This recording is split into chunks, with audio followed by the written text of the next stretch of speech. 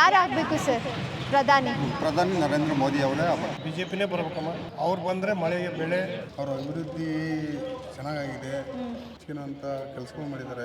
ವಿಶ್ವನೇ ಕೊಂಡಾಡ್ಬೇಕಾದ್ರೆ ನಾವ್ಯಾಕೆ ಅವ್ರು ಬೇಡ ಯಾರಾಗಬೇಕು MP? ಸಿದ್ದೇಶ್ವರ ಮನೆಯವರಾಗಿದ್ದರೆ ನಮಗೆ ಉತ್ತಮವಾದ ಕೆಲಸ ಮಾಡಿದ್ದಾರೆ. ಎಲ್ಲ ಪ್ರತಿಯೊಂದು ವ್ಯವಸ್ಥೆ ನಮಗೆ ಚೆನ್ನಾಗಿದೆ.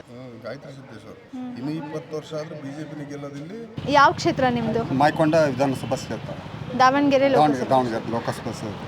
ಓಕೆ, ಲೋಕಸಭಾ ಎಲೆಕ್ಷನ್ ನಡೀತಾ ಇದೆ, ಇನ್ನೇನು ಸದ್ಯದಲ್ಲೇ ಎಲೆಕ್ಷನ್ ಬರ್ತಾ ಇದೆ.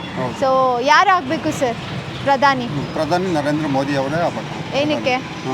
ಅವ್ರು ಮಾಡ್ತಕ್ಕಂಥ ಆಡಳಿತ ಉತ್ತಮವಾಗಿದೆ, ಇಡೀ ದೇಶಕ್ಕೆ ಉತ್ತಮವಾಗಿದೆ.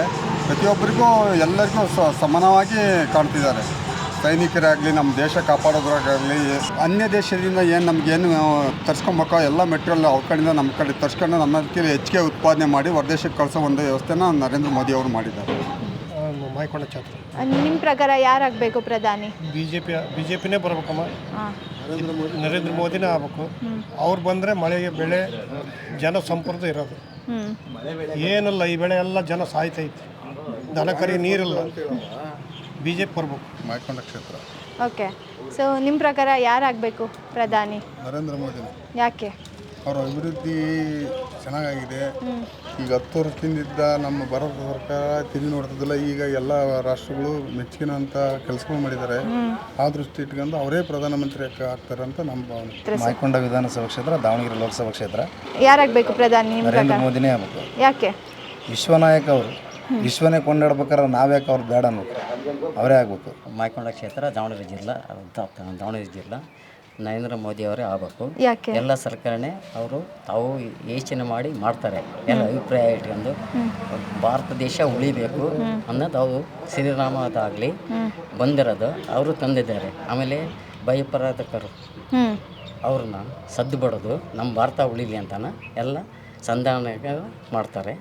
ಅವರು ಅವರೇ ಆಗಬೇಕು. ಸೊ ನಿಮ್ಮ ಈ ಕ್ಷೇತ್ರದಲ್ಲಿ MP ಯಾರಾಗಬೇಕು? BJP ಕಡೆಯಿಂದ ಸಿದ್ದೇಶ್ವರ್ ಅವ್ರ ಪತ್ನಿಯವರು ಕಾಂಪೀಟ್ ಮಾಡ್ತಾ ಇದ್ದಾರೆ, ಗಾಯತ್ರಿ ಸಿದ್ದೇಶ್ವರ್ ಅವರು, ಹಾಗೂ ಕಾಂಗ್ರೆಸ್ ಇಂದ ಪ್ರಭಾ ಮಲ್ಲಿಕಾರ್ಜುನ್ ಅವರು. ಯಾರಾಗಬೇಕು MP? ನಮಗೆ ತಿಳಿದಂಗೆ ಸಿದ್ದೇಶ್ವರ ಮನೆಯವರಾಗಿದ್ದರೆ ನಮಗೆ ಉತ್ತಮ ಅಂತ. ನಮಗೆ ಆಗ್ಬೇಕಂತ ಸುತ್ತಮುತ್ತಲಿನೆಲ್ಲ ಕೆಲಸಗಳು ಅವ್ರು ಮಾಡಿಕೊಡ್ತಾರೆ ಅಂತ ಒಂದು ನಂಬಿಕೆ ಇದೆ. ಲಾಸ್ಟ್ ಟೈಮ್ ಈಗ 10 ಇಯರ್ಸ್ದಿಂದಲೂ ಅವರೇ ನಮ್ಮ ಜಿಲ್ಲೆ ಎಲ್ಲ ನೋಡ್ಕೊಳ್ತಾ ಇರೋದು. ಉತ್ತಮವಾದ ಕೆಲಸ ಮಾಡಿದ್ದಾರೆ GM ಸಿದ್ದೇಶ್ವರ. ಮುಂದಿನ ಅವ್ರ ಪತ್ನಿ ಇನ್ನೂ ಹೆಚ್ಚಿನ ಕೆಲಸ ಮಾಡ್ತಾರೆ ಅನ್ನೋದು ಒಂದು ನಂಬಿಕೆ, ವಿಶ್ವಾಸ ನಮ್ಮಲ್ಲಿ ಇದೆ.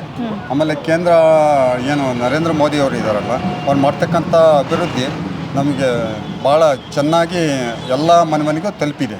ಓಕೆ, ತಲುಪಿರೋದ್ರಿಂದ ಎಲ್ಲರೂ ಆರೋಗ್ಯದಿಂದ ಹಿಡಿದು ಪ್ರತಿಯೊಂದು ಈ ಕೊರೋನಾ ಬಂದ ಟೈಮ್ನಲ್ಲಿ ಎಲ್ಲ ಪ್ರತಿಯೊಂದು ವ್ಯವಸ್ಥೆ ನಮಗೆ ಚೆನ್ನಾಗಿದೆ. ಸಿದ್ದೇಶ್ವರ ಇಷ್ಟು ವರ್ಷ ಆಗಿದ್ರಮ್ಮ, ಈಗಲೂ ಸಿದ್ದೇಶ್ವರ ಹೆಣ್ಮಕ್ಳು ಆಗಬೇಕು. ಓಕೆ, ನಿಮ್ಮ ಪ್ರಕಾರ? ಗಾಯತ್ರಿ ಸಿದ್ದೇಶ್ವರ್. ಯಾಕೆ ಸರ್? ಅಲ್ಲ, BJPಯಿಂದ ನಾವು ಭಾರತ ಅಭಿವೃದ್ಧಿ ಕಂಡಿದ್ದೀವಿ. ಅದರಿಂದ ಈಗ 20 ವರ್ಷ ಸಿದ್ದೇಶ್ವರ ಫ್ಯಾಮಿಲಿಯರ್ ಆಗಿದ್ದಾರೆ. ಇನ್ನು 20 ವರ್ಷ ಆದರೂ BJPನ ಗೆಲ್ಲೋದಿಲ್ಲಿ ಅವರೇ.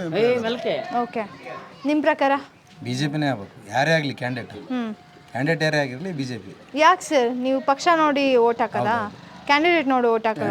ಮತ್ತೆ ಇಷ್ಟೊಂದಂಗ ಹೇಳಿದ್ರಿ ಮೋದಿ ಮೋದಿ ಮೋದಿ ಅಂತ.